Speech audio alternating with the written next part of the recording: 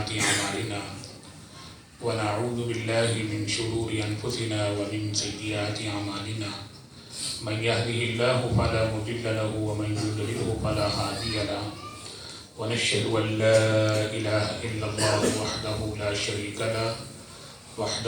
شريك له ولا نظير له ولا مثل له ولا مثيل له ولا مثال له ولا ند له ولا ند له ولا ولد له ولا والد له ولا وزير له ولا مشير له ونشهد أن سيدنا وسندنا وحبيبنا وطبيبنا وطبيب قلوبنا وقرة أعيننا ومأوانا وملجانا محمدا صلى الله عليه وسلم. اللهم صل على محمد النبي الأمي وعلى آله وصحبه وبارك وسلم وصل عليه. اللهم صل على محمد في أول كلامنا، اللهم صل على محمد في أوسط كلامنا، اللهم صل على محمد في آخر كلامنا. يا رب صل وسلم دائما أبدا على حبيبك خير الخلق كلهم. أما بعد فأعوذ بالله من الشيطان الرجيم. بسم الله الرحمن الرحيم. لقد من الله على المؤمنين إذ بعث فيهم رسولا من أنفسهم يتلو عليهم آياته ويزكيهم ويعلمهم الكتاب والحكمة وإن كانوا من قبل لفي ضلال مبين. وقال النبي صلى الله عليه وسلم لا يؤمن أحدكم حتى يكون هواه تبعا لما جئت به أو كما قال النبي صلى الله عليه وسلم. سارے بھائیوں سے گزارش ہے انتہائی محبت سے، عقیدت و احترام سے آقا نامدار فخر موجودات امام الانبیاء سید الانبیاء سرور کونین صلی اللہ علیہ وسلم کی ذات بابرکات پر درود پاک پڑھ لیں. اللهم صل على محمد وعلى آل محمد كما صليت على إبراهيم وعلى آل إبراهيم إنك حميد مجيد. اللهم بارك على محمد وعلى آل محمد كما باركت على إبراهيم وعلى آل إبراهيم إنك حميد مجيد. امام الانبیاء سید الانبیاء سرور کونین صلی اللہ علیہ وسلم کا ارشاد گرامی ہے من صلی علیہ واحدۃ صلی اللہ علیہ عشرہ. اللہ کے محبوب صلی اللہ علیہ وسلم نے فرمایا جس نے مجھ پر ایک مرتبہ درود پاک پڑھا اللہ جل جلالہ اس پر 10 رحمتیں نازل فرماتی ہیں. دوسری روایت یہ ہے کہ اس کے 10 گناہوں کو معاف فرماتی ہے اور اس کے 10 درجوں کو بلند فرماتی ہے. ایک اور حدیث ہے، پوچھا گیا من البخیل، بخیل کون ہے؟ کہا گیا کہ جسے اللہ نے مال دیا ہو خرچ کرنے کے موقع پر خرچ نہ کرے وہ بخیل ہے. اللہ کے محبوب صلی اللہ علیہ وسلم نے فرمایا کہ ہاں وہ بھی بخیل ہے، لیکن بڑا بخیل کون ہے بھائیو؟ فرمایا الذی ذکرت عندہ فلم یصلی علیہ. بڑا بخیل وہ ہے جس کے سامنے میرا نام لیا جائے وہ مجھ پر درود پاک نہ پڑھے. سب کہو بھائی صلی اللہ علیہ وسلم، ذرا زور سے کہیں گے صلی اللہ علیہ وسلم. اللہ جل شانہ نے ہمیں یہ کچھ عرصہ پہلے موقع دیا دعوت و تبلیغ کی نسبت سے. سعودی عرب جانا ہوا، پھر وہاں سے ریاض جانا ہوا. تو وہاں ریاض کی ایک مسجد میں جب ہم داخل ہوئے تو اس کے دروازے پہ ایک سٹیکر لگا ہوا تھا. اس سٹیکر پہ لکھا ہوا تھا عطر فمک بالصلاۃ علی النبی صلی اللہ علیہ وسلم. عربی کا جو بنا عطر فمک، اپنے منہ کو عطر لگاؤ، خوشبو لگاؤ. کون سی خوشبو؟ بالصلاۃ علی النبی صلی اللہ علیہ وسلم. اپنے محبوب صلی اللہ علیہ وسلم پر درود پاک پڑھ کے اپنے منہ کو خوشبو لگاؤ. تو بھائی آپ بنیوں سے بھی گزارش ہے ایک مرتبہ زور سے یہ درود پاک پڑھیں، اپنے منہ کو نبی کے درود سے خوشبو لگاؤ صلی اللہ علیہ وسلم. اللہ کے محبوب صلی اللہ علیہ وسلم نے ارشاد فرمایا ان اقرب الی یوم القیامت اکثرہم صلاۃ علی، کل قیامت کا دن ہوگا، سورج سوا نیزے پہ ہوگا، لوگ پسینے میں ڈوبے ہوئے ہوں گے، نفسی نفسی کی صدائیں بلند ہوں گی، اور میرے بھائیوں کوئی کسی کا پرسان حال نہیں ہوگا۔ وہ ایسا دن ہوگا یوم یفر المرء من اخیہ و امہ و ابیہ و صاحبتہ و بنیہ لکل امرئ منہم یومئذ شأن یغنیہ۔ اس دن باپ بیٹے کو بھول جائے گا، بیٹا اپنے باپ کو بھول جائے گا، بیوی اپنے خاوند کو بھول جائے گی، کوئی کسی کا پرسان حال نہیں ہوگا۔ اور میرے بھائیوں اللہ اتنے جلال میں ہوں گے، اللہ اتنے غصے میں ہوں گے کہ اللہ کے جلال کے سامنے نبیوں جیسی مقدس شخصیات بھی تھر تھر کانپ رہی ہوں گی، اور ہر ایک کی زبان پر نفسی نفسی ہوگا۔ اور میرے بھائیوں اس دن اللہ کے غضب سے کتابوں میں لکھا ہوا ہے کہ نہ اللہ اس سے پہلے کبھی اتنے غصے میں آئے اور نہ اس کے بعد کبھی اتنے جلال میں آئیں گے۔ اس دن قیامت کے دن اللہ کے جلال سے، اللہ کے غضب سے کوئی آدمی نہیں بچ سکتا سوائے اس کے جسے اللہ اپنے محبوب کا پڑوس نصیب فرما دے، جسے اپنے محبوب کا قرب نصیب فرما دے، وہ اللہ کے جلال سے بچ جائے گا۔ اور میرے بھائیوں قیامت کے دن اللہ کے محبوب کا پڑوس کسے نصیب ہوگا، اللہ کے محبوب کا قرب کسے نصیب ہوگا؟ فرمایا ان اقرب الی یوم القیامت اکثرہم صلاۃ علی، جو دنیا میں جتنا مجھ پہ درود پاک پڑے گا قیامت میں اتنا میرے زیادہ قریب ہے۔ سبحان اللہ۔ تو بھائی ہم نیت کریں کثرت سے اپنے آقا پر درود پاک پڑھیں گے، کیوں نہیں؟ کس کس کی نیت ہے؟ انشاءاللہ کثرت سے۔ اور علماء فرماتے اللہ ہمت دے 1000 مرتبہ پڑھیں، اللہ ہمت دے 5000 مرتبہ پڑھیں، لیکن کم از کم 24 گھنٹے میں جو آدمی 300 مرتبہ درود پاک پڑھ لے، کتنی 100 مرتبہ پڑھی؟ 300 مرتبہ درود پاک پڑھ لے تو وہ انشاءاللہ کثرت سے درود پاک پڑھنے والوں میں اس کا شمار ہوگا۔ تو بھائی اتنی تو نیت کرو، اللہ ہمت دے اس سے زیادہ پڑھنا چاہیے، حضور کے ہم پر بڑے حقوق ہیں، اس سے زیادہ پڑھیں، لیکن کم از کم درجہ اتنا ہے کہ ہم میں سے ہر آدمی اس کی نیت کرے کہ اپنے آقا پر کم از کم 24 گھنٹے میں 300 مرتبہ تو درود پاک پڑھیں۔ میں بھی نیت کرتا ہوں، بھائی آپ میں سے کون کون اس کی نیت کرتے ہیں؟ اللہ ہم سب کو توفیق عطا فرما دے۔ 300 مرتبہ درود پاک پڑھنے میں کتنا وقت لگتا ہے بھائی؟ 15 منٹ لگ جائیں گے، 20 منٹ لگ جائیں گے۔ اور میرے بھائیوں کتنا بڑا ظلم ہے جو نبی اپنی ساری صلاحیتیں، استعدادیں، ساری زندگی لگا کر امت کے لیے مارے کھاتے کھاتے، تکلیفیں اٹھاتے اٹھاتے چلا گیا، اور آج امت اس کے لیے صرف 20 منٹ نکال کر درود پاک بھی نہ پڑھ سکے۔ نہ اس پہ جان لگتی ہے، نہ مال وقتا ہے، نہ کوئی تکلیف ہوتی ہے، گرم بستر میں بیٹھے بیٹھے بھی پڑھا جا سکتا ہے۔ ایک طرف تو دعوی محبت ہے رسول اللہ سے، اور پھر اپنے غریبان جہاں کے میں بھی دیکھوں، آپ بھی دیکھو، کل اس وقت سے لے کر آج اس وقت تک 24 گھنٹے میں کس نے 300 مرتبہ درود پاک پڑھا ہے؟ ہر آدمی اپنا غریبان جہاں کے دیکھ سکتا ہے۔ وقت کتنا لگتا ہے؟ 20 منٹ لگتے ہیں، 15 منٹ لگتے ہیں۔ ہم کیسے عاشق رسول ہیں، ہم کیسے محب رسول ہیں کہ جو نبی اپنا سب کچھ ہمارے لیے قربان کر کے چلا گیا۔ اوذیت فی اللہ ما لم یؤت احد قبلی واخفت فی اللہ ما لم یخف احد قبلی۔ میرے محبوب فرماتے ہیں جتنا مجھے ستایا گیا مجھ سے پہلے اتنا کسی کو نہیں ستایا گیا، جتنا مجھے ڈرایا گیا، دھمکایا گیا، مجھ سے پہلے اتنا کسی کو نہیں ڈرایا گیا۔ اور میرے بھائیوں مجھے بتاؤ میرے نبی کو کیوں ڈرایا گیا، میرے نبی کو کیوں دھمکایا گیا؟ اوذیت فی اللہ، جتنا مجھے ستایا گیا۔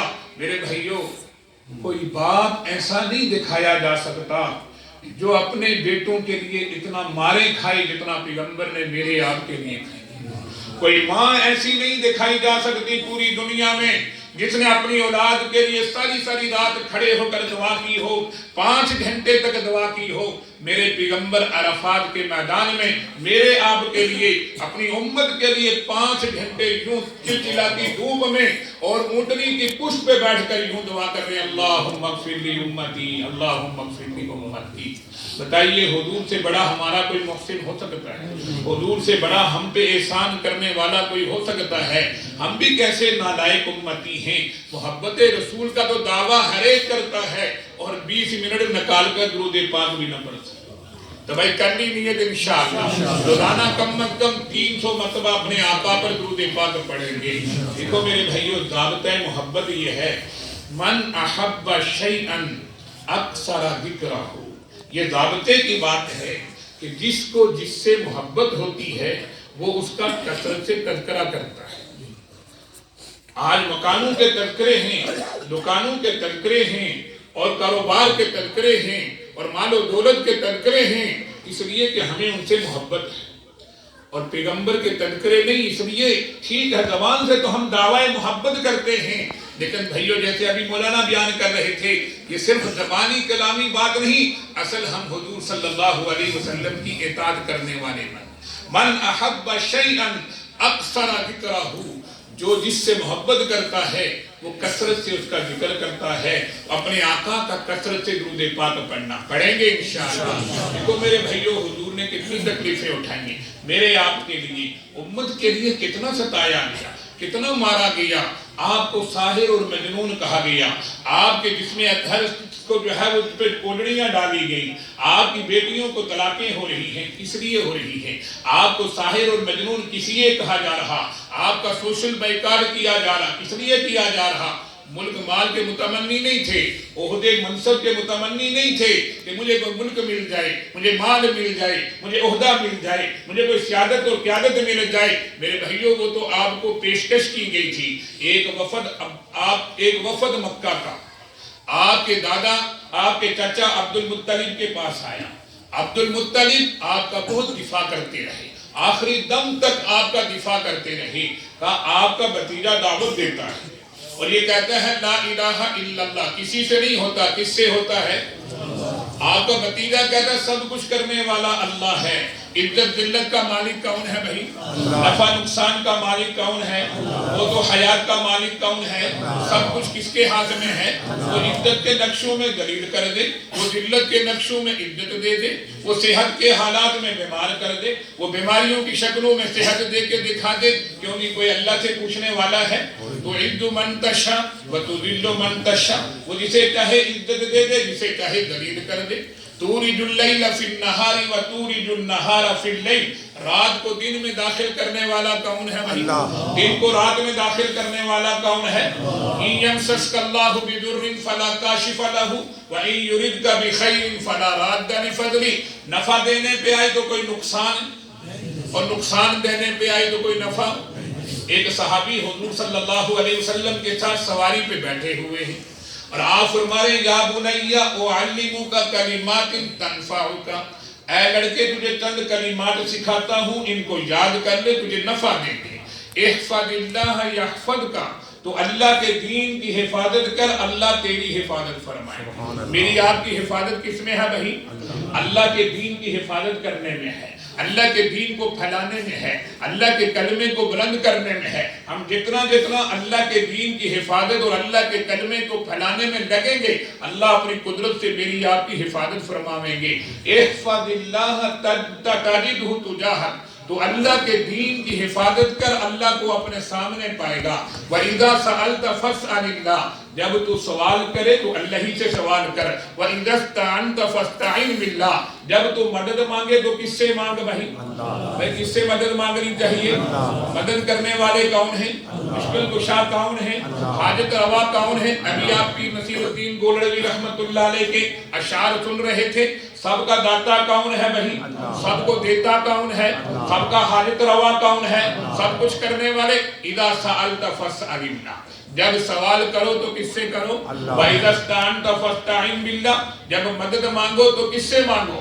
اور آگے کیا فرمایا؟ یا بنی وَاعْلَمْ أَنَّ الْأُمَّةَ لَقَدْ اجْتَمَعَتْ عَلَىٰ أَن يَضُرُّوكَ بِشَيْءٍ لم يضروك إلا بشيء قد كتبه الله عليك ولو اجتمعوا على أن ينفعوك بشيء لم ينفعوك إلا بشيء قد كتبه الله لك رفعت الأقلام وجفت الصحف۔ اے لڑکے اس بات کو اچھی طرح سے جان لے، ساری دنیا کی طاقتیں اور فوجیں مل جائیں اور ساری دنیا کی حکمتیں مل جائیں، عَلَىٰ أَن يَضُرُّوكَ بِشَيْءٍ، یہ تجھے ذرہ بھی نقصان دینا چاہیں، لَمْ يَضُرُّوكَ إِلَّا بِشَيْءٍ قَدْ كَتَبَهُ اللَّهُ عَلَيْكَ، وہ نقصان جو اللہ نے تیرے مقدر میں لکھ دیا اس سے ایک ذرہ بھی زیادہ نقصان نہیں دے سکتے، اور سارے مل کر نفع دینا چاہیں جو اللہ نے تیرے مقدر میں لکھ دیا اس سے ایک ذرہ بھی زیادہ نفع نہیں دے سکتے۔ تو بھائی کس سے مانگنا چاہیے؟ اللہ ہی سے مانگنا چاہیے۔ آپ کا بھتیجا بڑی دعوت دیتا ہے، سب کچھ کرنے والے کون ہیں؟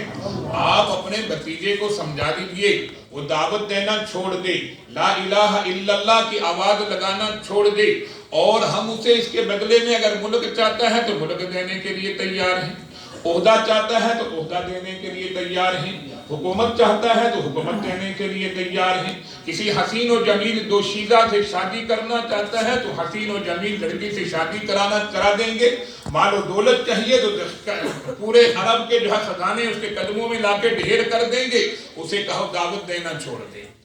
ابو طالب نے آپ کو بلایا اور بلا کر یہ کہا کہ جی آج کچھ لوگ آئے تھے، آپ ان میں سے کوئی چیز قبول کر لو اور دعوت دینا چھوڑ دو، مال و دولت لے لو، عہدہ لے لو، منصب لے لو، حکومت لے لو، دعوت دینا چھوڑ دو۔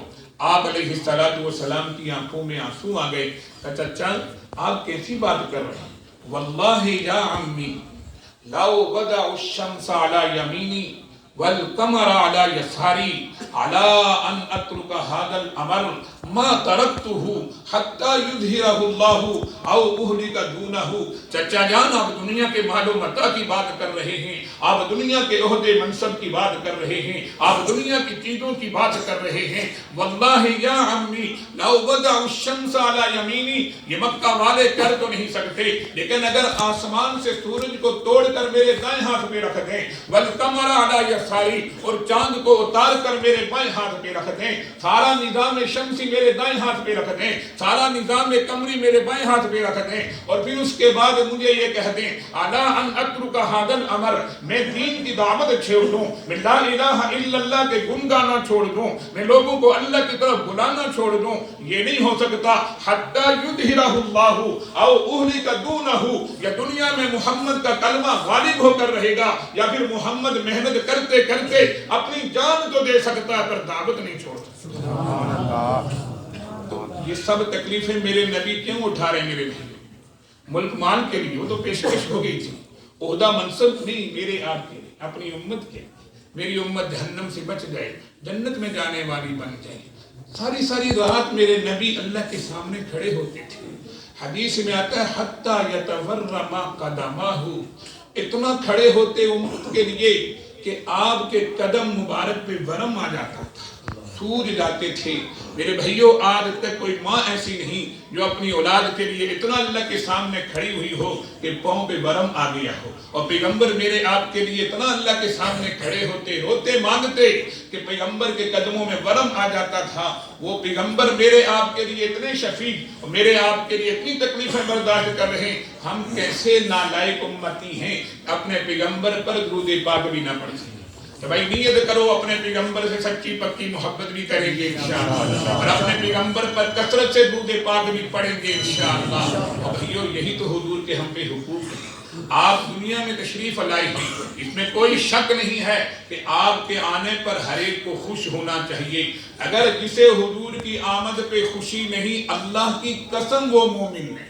ایک مرتبہ نہیں، لاکھوں کروڑوں مرتبہ قسم اٹھا کر یہ بات کہی جا سکتی ہے، جسے حضور کے آنے پر خوشی نہیں وہ ایمان والا ہی نہیں، وہ کافر ہے، وہ ملعون ہے، وہ ابلیس ہو سکتا ہے، کوئی ایمان والا نہیں ہو سکتا جسے حضور کے آنے پر خوشی نہ ہو۔ لیکن میرے بھائیوں حضور دنیا میں آئے کیوں ہیں؟ صرف بلڈنگیں روشن کرنے کے لیے نہیں آئے ہیں، صرف درختوں میں کمکمے روشن کرنے کے لیے نہیں آئے ہیں۔ کیا حضور صلی اللہ علیہ وسلم کے دنیا میں آنے کا یہ مقصد تھا کہ اپنی بلڈنگوں کو روشن کر لو، عمارتوں پہ کمکمے لگا لو، درختوں پہ کمکمے روشن کر لو؟ وہ تو اس لیے آئے تھے، پیغمبر پاکیزہ سنتیں لے کر آئے ہیں، پیغمبر پاکیزہ طریقے لے کر آئے ہیں۔ کتنی بڑی محرومی کی بات ہوگی کہ درخت تو روشن ہو جائیں پیغمبر کی سنتوں سے، میرے آپ کے سینے روشن نہ ہو۔ کتنی محرومی کی بات ہے، عمارتیں تو روشن ہو جائے پیغمبر کے آنے پر، اور میں اور آپ پیغمبر کی پاکیزہ سنتوں سے اپنے دلوں کو روشن نہ کر سکیں۔ تو میرے نبی کے دنیا میں آنے کا مقصد کیا ہے؟ ہمیں آپ کو حضور صلی اللہ علیہ وسلم سے سچی پکی محبت، کیا ہو بھائی؟ سچی پکی محبت ہو۔ اور بھائیو، محبت جو ہے نا، محبت آدمی کو محبوب کے پیچھے چلنے پہ خود مجبور کرتی ہے۔ مجھے معاف کرنا، اگر کسی کو کسی سے محبت ہے، یہ محبت اسے مجبور کرے گی اس کے پیچھے چلنے پہ۔ ہاں، اگر دھوکہ ہے، فراڈ ہے، منافقت ہے، دو رنگی پالیسی ہے کہ دعویٰ تو کر رہا محبت کا اور چلتا کسی اور کے پیچھے ہے، اللہ کی قسم یہ محبت نہیں، یہ دھوکہ ہے، یہ منافقت ہے۔ جو جس کو محبت ہوا کرتی ہے جس کے ساتھ، اس لیے کہ ضابطہ ہے، ان المحب یطیع لمن یحب، محب اپنے محبوب کی اطاعت کیا کرتا ہے۔ کیا کرتا ہے بھائی؟ محب اپنے محبوب کی کیا کرتا ہے؟ اس کے پیچھے چلا کرتا ہے۔ ایسا ہو نہیں سکتا محبت کسی سے ہے، چلتا کسی اور کے پیچھے۔ تو یہ اگر یہ کہے کہ مجھے فلاں سے محبت ہے اور ہر وقت کسی اور کے پیچھے چلے، تو کہا جائے گا یہ جھوٹ بولتا ہے، یہ دھوکہ دے رہا ہے، یہ منافقت کر رہا ہے۔ مجھے معاف کرنا بھائی، ہم کیسے محب رسول ہیں، ہم کیسے عاشق رسول ہیں؟ کیونکہ ہم سب عاشق رسول ہیں کہ نہیں ہیں؟ کون کون عاشق رسول ہے؟ ہم تو سب ہیں۔